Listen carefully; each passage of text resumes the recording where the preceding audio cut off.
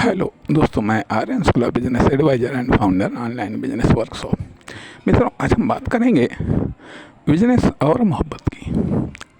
Business और मोहब्बत की बिना मोहब्बत के बिजनेस अधूरा है और बिना बिजनेस के मोहब्बत अधूरी है।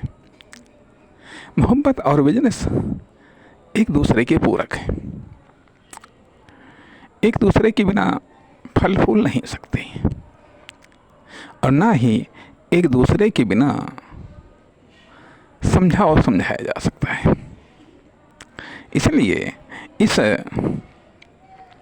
भाग की शुरुआत हम मोहब्बत के बड़ा famous sentence I love you से शुरुआत करते हैं और मोहब्बत और बिजनेस को एक दूसरे से जोड़ने का और इसके माध्यम से एक दूसरे को समझने और समझाने का प्रयास करते हैं कि आई लव यू ये स्वाभाविक बात है, दो लोगों के मध्य में बोला जाने वाला सेंटेंस है। लेकिन कब उसके पहले एक और महत्वपूर्ण बात हम बताना चाहेंगे। जैसे कि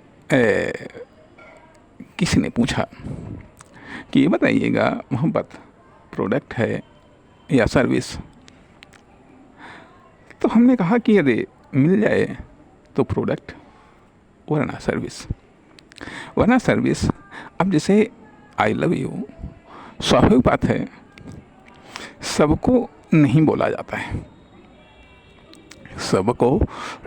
जाता है और जिससे बोला जाता है उसके लिए काफ़ी तैयारी करनी पड़ती है, काफ़ी मेल जोल बढ़ाना पड़ता है। और जब ये लगता है कि अभी ये हमारे आई लव यू को सेम टू यू ही कहेगा या फिर रिप्लाई में आई लव यू कहेगा, तभी आई लव यू कहा जाता है, अन्यथा नहीं। ध्यान दीजिएगा, यदि आप बिजनेस में प्रपोजल के मामले में इतना ही सतर्क हैं, ये नहीं जिसको देखा उसको प्रपोजल पकड़ा दिया, जिसको देखा उसको प्लान पकड़ा दिया तो कोई उसको एक्सेप्ट नहीं करेगा। इसलिए जैसे आप हर किसी को आई लव यू नहीं बोल सकते क्योंकि रिस्की है। आप जिसको देखा उसको आई लव यू बोल दिया है, गलत बात है ना। इसलिए जिस तरीके से हर किसी को आई लव नहीं बोला जा सकता है, उसी तरीके से हर एक व्यक्ति को आप अपना कस्टमर मत समझिएगा।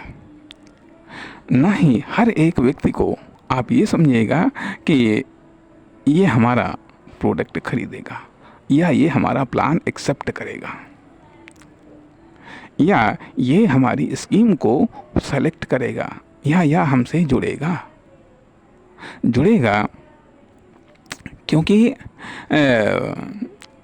जैसे एक संस्कृत में एक श्लोक है जिसका अर्थ ये निकलता है कि चातक पक्षी से कहा जा रहा है कि हे चातक पक्षी, तुम आसमान में जो हर एक प्रकार के बादल के सामने जल की याचना मत करो, क्योंकि हर एक बादल जल देने वाले नहीं हैं, हर एक बादल तुम्हारी प्यास को बुझाने वाले नहीं हैं।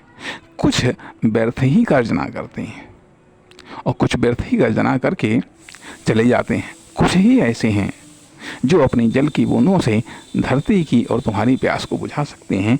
उसी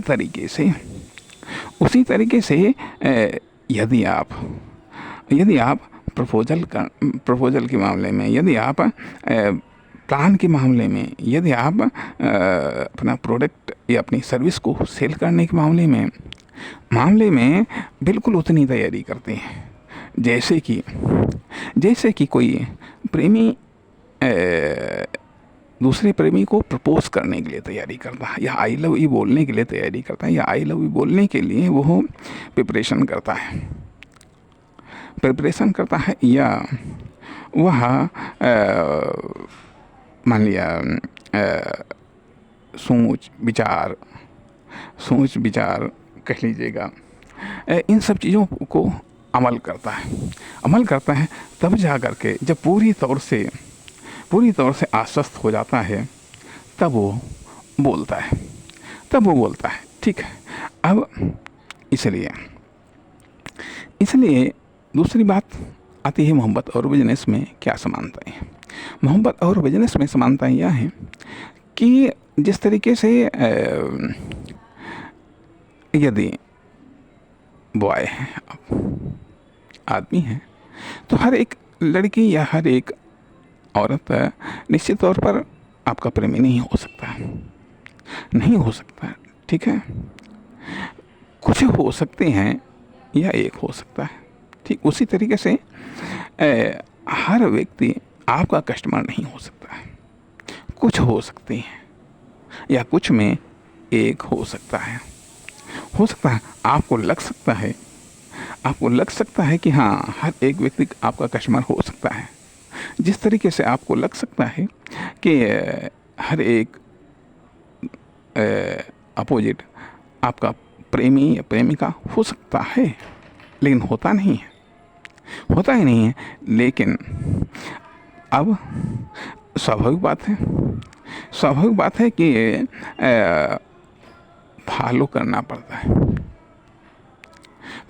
पड़ता है। बल्कि ये कह लीजिएगा, यदि आपको स्वाभाविक बात है, अब और भी एक चीज़ आती है कि मोहब्बत के मामले में कहा जाता है कि मोहब्बत हो जाती है, परंतु बिजनेस किया जाता है। अब जिस तरीके से मोहब्बत के मामले में टारगेट किया जाता है कि ठीक है, इससे हमें मोहब्बत करनी है, उसी तरीके से बिजनेस के मामले में भी टारगेट किया जाता है कि हाँ, इसको हमें कस्टमर बनाना है, या इसको हमें अपना प्रोडक्ट या अपनी सर्विस बेचनी है। अब उसके लिए मोहब्बत में भी आई कांटेक्ट बहुत इम्पोर्टेंट है।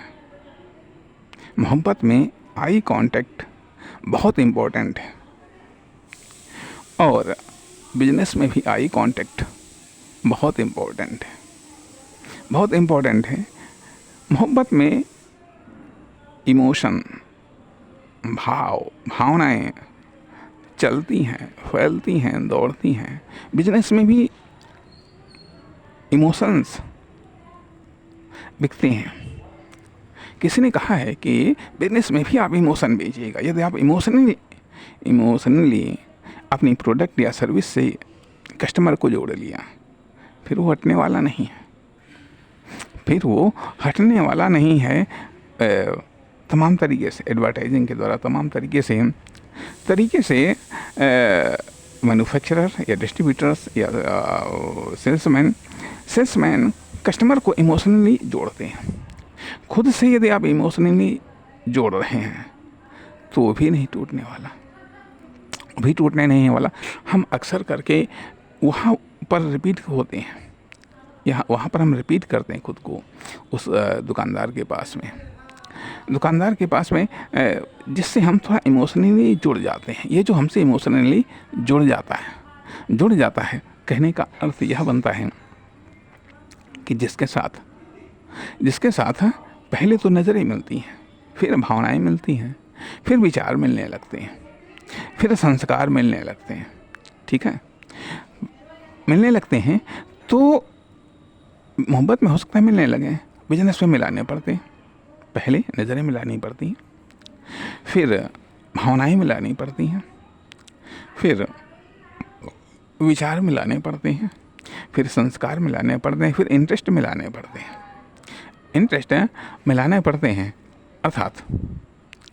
अर्थात आपके पास में बहुत सारे प्रोडक्ट हैं, ठीक है, ये बहुत सारी सर्विस हैं।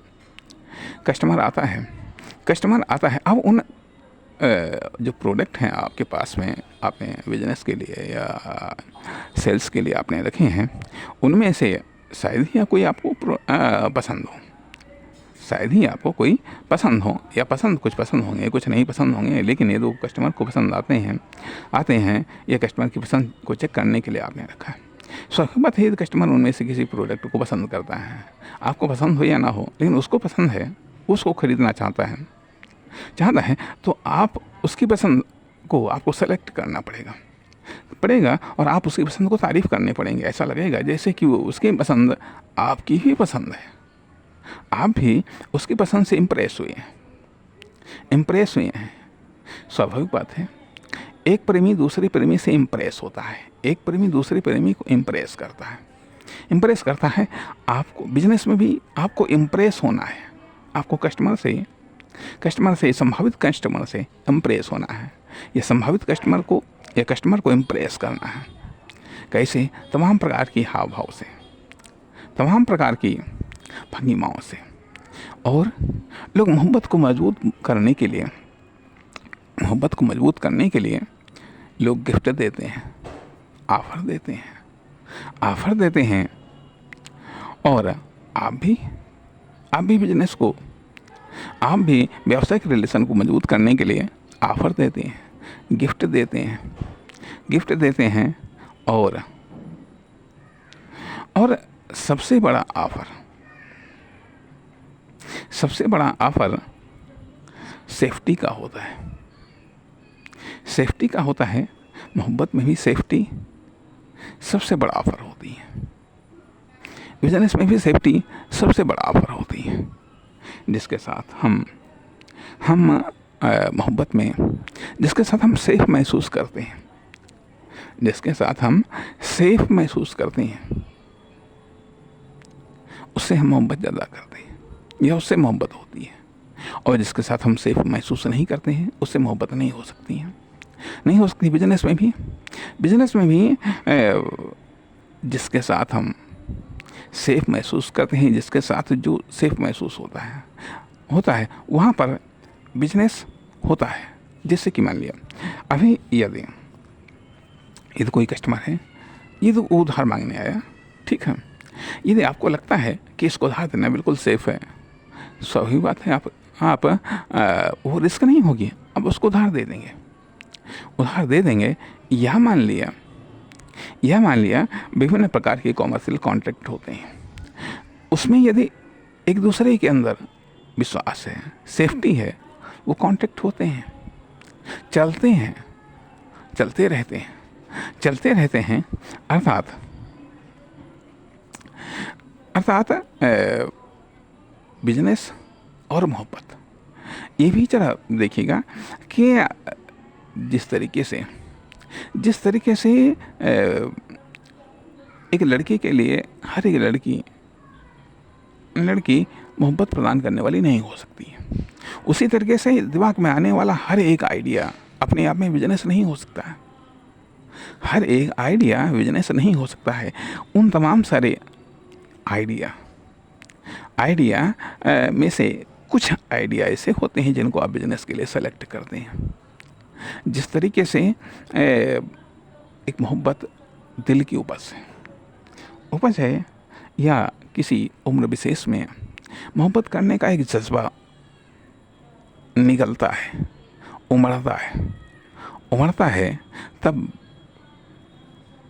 एक ऐसे गीत है कि एक सनम चाहिए आशिकी के लिए। तो उसी तरीके से मैं दिल से तो नहीं कह सकता, लेकिन दिमाग से ज़रूर ये आइडिया निकलता है कि अब हमें एक बिजनेस करना चाहिए। तो उसके लिए आइडिया आते हैं आदमी के अंदर, ये बालक के अंदर जब मोहब्बत का जज्बा उमड़ता है, तब वो इधर उधर आसपास में ढूंढता है, संभावना तलाश करता है, हम किससे मोहब्बत करें। उसी तरीके से तमाम सारे आइडिया जो आते हैं, उनमें से व्यक्ति ये सोचता है कि इनमें से किसको हम बिजनेस में अप्लाई करें, किससे हम बिजनेस करें। फिर जब कुछ आइडिया सेलेक्ट हो जाते हैं या कोई आइडिया सेलेक्ट हो जाता है, फिर जब मान लिया कोई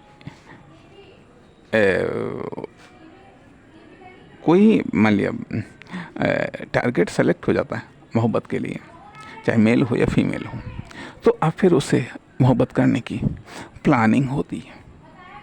प्लानिंग होती है या फिर कल्पना होती है।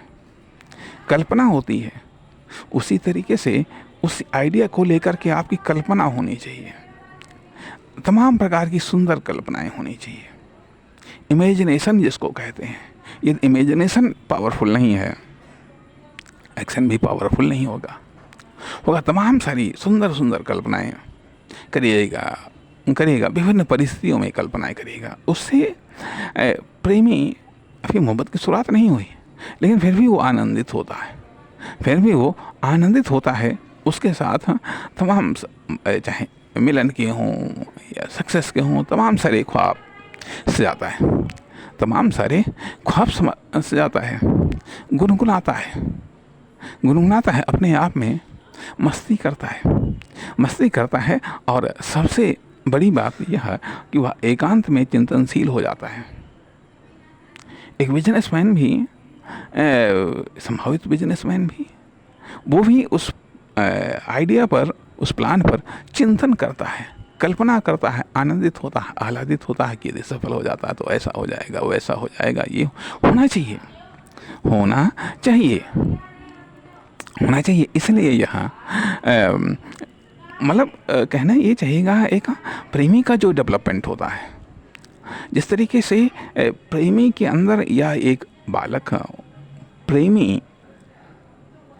प्रेमी में कन्वर्ट होना और एक बालक का बिजनेस मैन में कन्वर्ट होना लगभग एक समान है, या एक आदमी का बिजनेस मैन में कन्वर्ट होना एक समान है।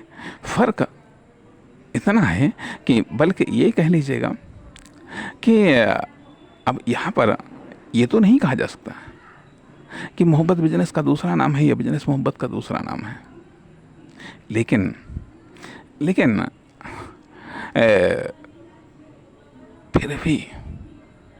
फिर भी हमारी समझ से इन दोनों को अलग कर पाना मुश्किल है। एक दूसरे को बेहतर तरीके से समझने के लिए इन दोनों को अलग कर पाना निश्चित तौर पर काफ़ी मुश्किल है। और बेहतर समझने के लिए चाहे बिजनेस की गहराई में चले जाओ और चाहे मोहब्बत की गहराई में चले जाओ, उतना ही ज़्यादा समझ में आएगा। क्योंकि वफादारी दोनों मांगती है, मोहब्बत भी वफादारी मांगती है, बिजनेस भी वफादारी मांगती है, ईमानदारी मोहब्बत भी मांगती है, ईमानदारी बिजनेस भी मांगता है। सेक्रीफाइस मोहब्बत भी मांगती है और सेक्रीफाइस बिजनेस भी मांगता है। इसलिए क्योंकि यदि आप मोहब्बत के गीत देखें तो उनसे बिजनेस के फार्मूले निकल करके आते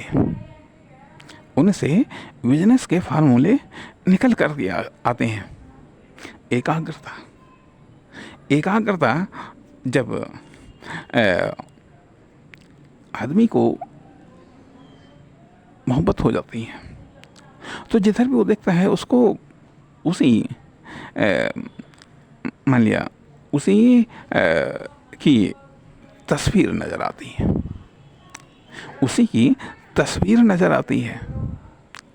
जब आपको लगता है कि हाँ हमें बिजनेस करना है तो हर तरफ बिजनेस ही नज़र आना चाहिए। हालांकि अब मोहब्बत तीन कैटेगरी में आ जाती है। अर्थात मोहब्बत या प्रेम आत्मा की फूंक है। प्रेम मन की आवश्यकता है, अर्थात प्रेम आत्मा का आनंद है। प्रेम आत्मा को परमात्मा से मिला सकता है, या प्रेम से आत्मा आनंदित होती है। प्रेम से मन या हृदय प्रफुल्लित होता है।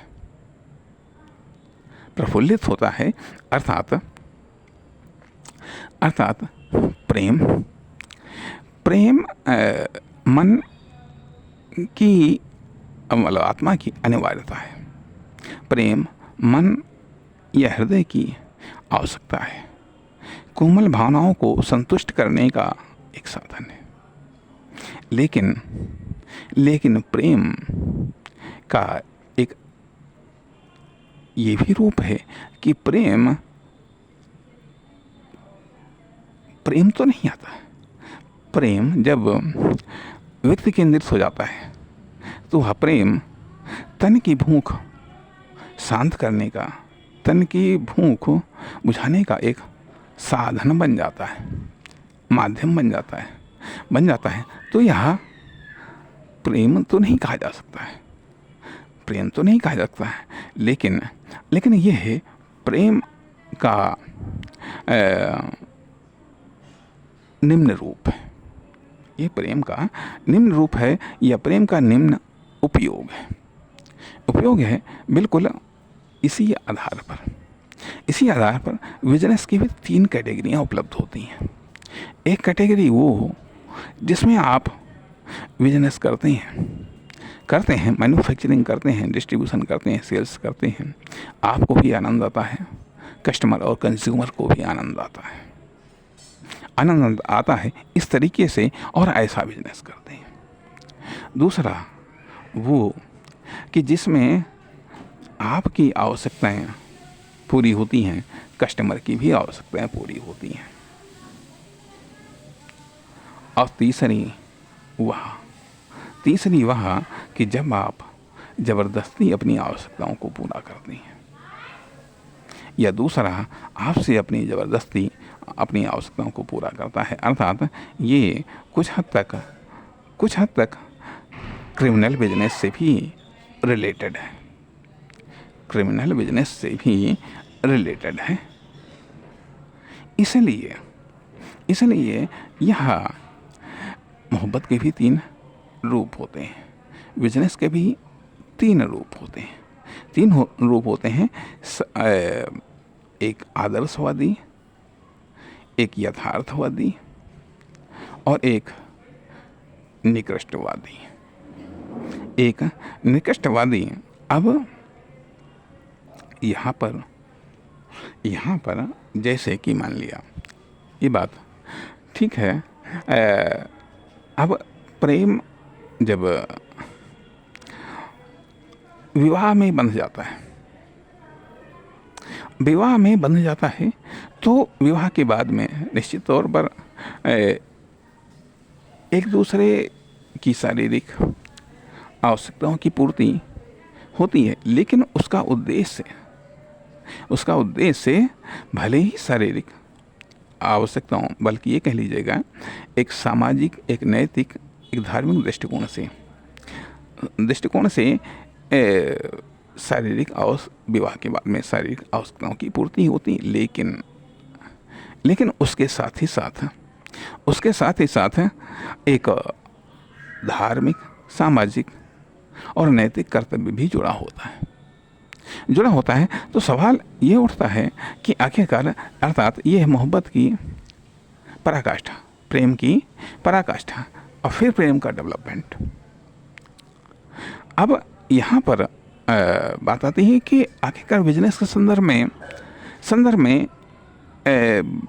ये चीज़ कहाँ पर फिट बैठती है, बिजनेस के संदर्भ में ये चीज़ कहाँ पर फिट बैठती है। तो जहाँ तक कि मैं समझ पा रहा हूँ कि बिजनेस में यह चीज़ उस लेवल पर फिट बैठती है कि जब आप यदि मान लिया आदर्शवादी रूप लेकर के चले हैं या यथार्थवादी रूप लेकर के चले हैं, वहाँ पर एक ऐसी अवस्था आती है कि जब आप संतुष्ट होते हैं और नई बिजनेस की, मतलब कहने चाहिए इनकम वगैरह से आप इतना संतुष्ट हो जाते हैं, तब आप उससे यदि अपनी आवश्यकताओं को पूरा करते हैं, यदि आदर्शवादी या यथार्थवादी बिजनेस करके आप अपना प्रॉफिट कमाते हैं, उससे यदि अपनी आवश्यकताओं को पूरा करते हैं, निश्चित तौर पर वह एक बेहतर विकल्प है। लेकिन यदि आप क्रिमिनल बिजनेस के द्वारा आप अपनी आर्थिक आवश्यकताओं की पूर्ति करते हैं, निश्चित तौर पर वो बेहतर नहीं कहा जा सकता। अब यहाँ पर ये भी बात कही जा सकती है कि जब ऐसा करते ही नहीं हैं तो प्रॉफिट ही नहीं होता है, लागत ही नहीं निकलती है। हो सकता है, लेकिन सवाल यह भी उठता है कि हम बिजनेस कर क्यों रहे हैं? यदि हम बिजनेस कर रहे हैं तो निश्चित तौर पर बिजनेस हमारा पूरा जीवन खपा देगा। यदि हमने बिजनेस करना स्टार्ट कर दिया है तो निश्चित तौर पर ये बिजनेस पूरा जीवन खपा देगा। लेकिन जब बिजनेस करना तो जीवन का पर्पस नहीं है। बिजनेस जीवन की आवश्यकता है, लेकिन जीवन का पर्पस नहीं है। ध्यान दीजिएगा कि बिजनेस जीवन की आवश्यकता है, जीवन का पर्पस नहीं है। हम कहाँ से आए हैं ये भी हमको सोचना है, और आगे कहाँ जाना है ये भी हमको सोचना है। यह भी हमारा कर्तव्य है। अर्थात धर्म, अर्थ, काम, मोक्ष, अर्थात जो हमारा अर्थ पुरुषार्थ है बिजनेस है, उसको बेहतर तरीके से पूरा करने का अवसर देता है। मोहब्बत कामनाओं को संतुष्ट करने का एक बेहतर या वैधानिक अवसर देता है। लेकिन हमारा लक्ष्य मोक्ष है। जीवन का उद्देश्य मोक्ष है। वरना कितना भी हम तगड़ा बिजनेस कर लें, पहली बात तो यही अनिश्चित है। कितने समय हमको यहाँ से जाना पड़ जाए यह अनिश्चित है। क्या हमने यहाँ से जाने के लिए तैयारी की है? क्योंकि ये शरीर, ये धन दौलत सब कुछ यहीं पर छूट जाएगा, तो हमें यहाँ से जाने की भी तैयारी करनी है। हमने जैसे किसी एक भाग में कहा है कि क्या हम मरने के लिए कितना तैयार हैं, तो हमें एक तरफ इस सत्य को भी हमेशा स्वीकार करते हुए कि हमें एक तरफ मरने के लिए भी तैयारी करनी है, मरने के लिए भी तैयार रहना है। तो कहने का अर्थ यह कि और जब बिजनेस हम करने रहें तो फुल टाइम हमको बिजनेस ही करना है। फुल टाइम यदि हम बिजनेस नहीं करेंगे तो भी दिक्कत है, तो बिजनेस में प्रॉब्लम आएंगी। और यदि बिजनेस को गलत तरीके से करेंगे निश्चित तौर पर लाइफ में प्रॉब्लम आएंगी, और साथ ही साथ मरने के बाद में भी प्रॉब्लम आएंगी। अर्थात बिजनेस हम इसलिए कर रहे हैं ताकि यहाँ पर प्रॉब्लम ना आए, लेकिन बिजनेस को इस तरीके से करिएगा ताकि वहाँ पर भी प्रॉब्लम ना आए। तथा ये भी एक सत्य है। अभी यदि आप बीमार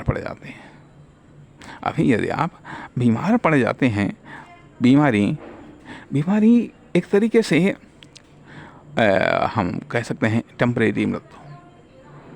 बीमारी को हम टेम्परेरी मृत्यु कह सकते हैं, जिसमें आप असहाय हो जाते हैं। इस टेम्परेरी मृत्यु से तो आप बाहर आ सकते हैं, लेकिन उस टेम्परेरी मृत्यु में भी यदि आपके अच्छे कर्म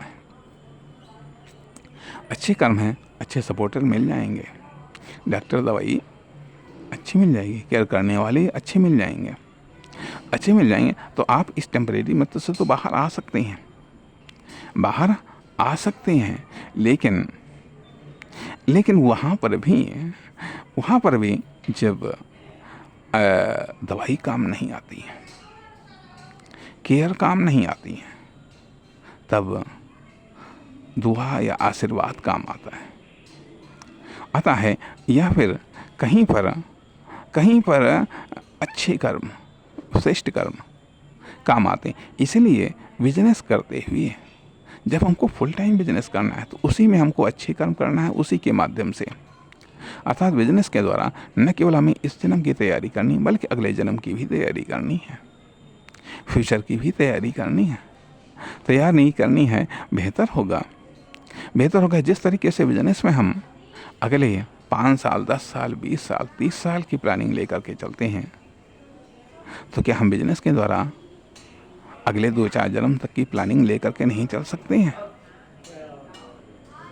अर्थात एंटरप्रेन्योर श्रेष्ठ एंटरप्रेन्योर और महान एंटरप्रेन्योर। हमें महान उद्यमी बनना है, और महान उद्यमी न केवल इस जन्म की तैयारी करता है बल्कि अगले जन्म की भी तैयारी कर लेता है, ताकि इस जन्म में जो आर्थिक प्रॉब्लम्स आई हैं निश्चित तौर पर अगले जन्म में ना आए, अगले जन्म में ना आए। तो इसलिए यदि ऐसा है तो फिर मोहब्बत के आदर्शवादी रूप को समझना पड़ेगा, प्रेम के आदर्शवादी रूप को समझना पड़ेगा, क्योंकि ये जब बिजनेस से इश्क हो जाता है, जब बिजनेस से इश्क हो जाता है तो बिजनेस में रिस्क कम हो जाता है। जब बिजनेस में इश्क हो जाता है, बिजनेस से इश्क हो जाता है तो बिजनेस में रिस्क कम हो जाता है। और साथ ही साथ ये भी होता है कि जब आप पहले आपका और बिजनेस का टेम्परेरी साथ होता है, बाई चांस साथ होता है, जिस तरीके से शुरुआत में तो कहना चाहिएगा लड़का या लड़की ही होते हैं, या आदमी या औरत ही होते हैं।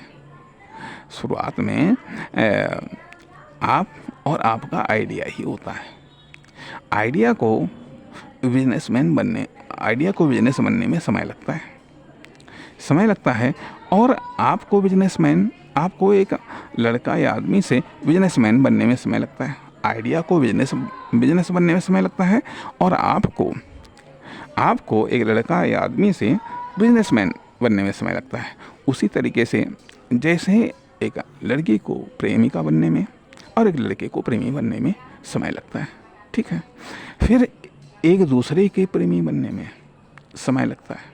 एक दूसरे के प्रेमी बनने के लिए भी कुछ एफर्ट चाहिए, तब वो एक दूसरे के प्रेमी बनते हैं। अर्थात वह मतलब कोई बिजनेस ठीक है बना है, लेकिन वो आपका बिजनेस है, आप उसके बिजनेसमैन हैं। इसके लिए भी तो कुछ एफर्ट चाहिए, ठीक है। जब एफर्ट चाहिए उसके बाद में आप फाइनल कर लेते हैं कि ठीक है, अब हमको यही बिजनेस करना है। अब समझ लीजिएगा कि आप जब मोहब्बत के बाद में फाइनल कर लेते हैं कि ठीक है, अब हमको शादी यही करनी है, शादी कर लेते हैं, बिजनेस पर फुल आप फोकस करने लगते हैं। लेकिन उसके बावजूद भी सावधान रहना चाहिए, या करके फिर शादी के बाद में आदमी मान लो ठीक है, शादी के बाद क्या कंडीशंस होगी, सही होगी या नहीं होगी। और एक और आइडिया आ रहा है, ठीक है, जिस तरीके से शादियाँ दो प्रकार की होती हैं, लव मैरिज, अरेंज मैरिज, उसी तरीके से बिजनेस भी दो प्रकार के होते हैं, love business, arrange business. Love business का अर्थ यह है कि वह बिजनेस जिससे आप प्यार करते हैं।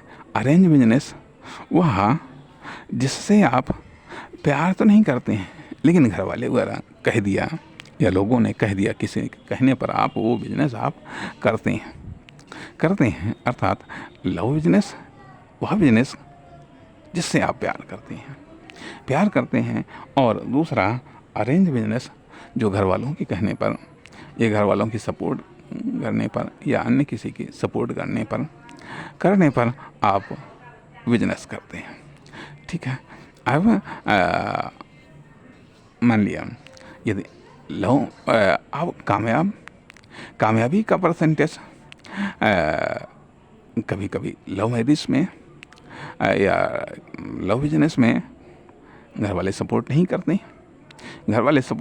हैं, अरेंज बिजनेस में वो सपोर्ट करते हैं। अब सेलेक्ट करने के बाद में रिस्क दोनों मामले में होती है, मोहब्बत के मामले में भी होती है कि हाँ सही चलेगा या नहीं चलेगा, या कितना समय तक साथ देगा, क्योंकि जीवन मृत्यु शादी के बाद में भी लागू होता है, बिजनेस में भी लागू होता है। का बिजनेस फ्लॉप हो जाए, नहीं कहा जा सकता है। इसलिए ये सब तमाम सारी बातें हैं। तो निश्चित तौर पर ये कह लीजिएगा मोहब्बत और बिजनेस को लेकर के हमने चर्चा करने का प्रयास किया है, और बल्कि ये कह लीजिएगा थोड़ा सा लाइन से हट करके मूड को चेंज करने के लिए मोहब्बत को बिजनेस से और बिजनेस से मोहब्बत को कनेक्ट करने का प्रयास किया है। बाकी और कुछ नहीं, बाकी मोहब्बत अलग है, बिजनेस अलग है। नमस्कार, धन्यवाद।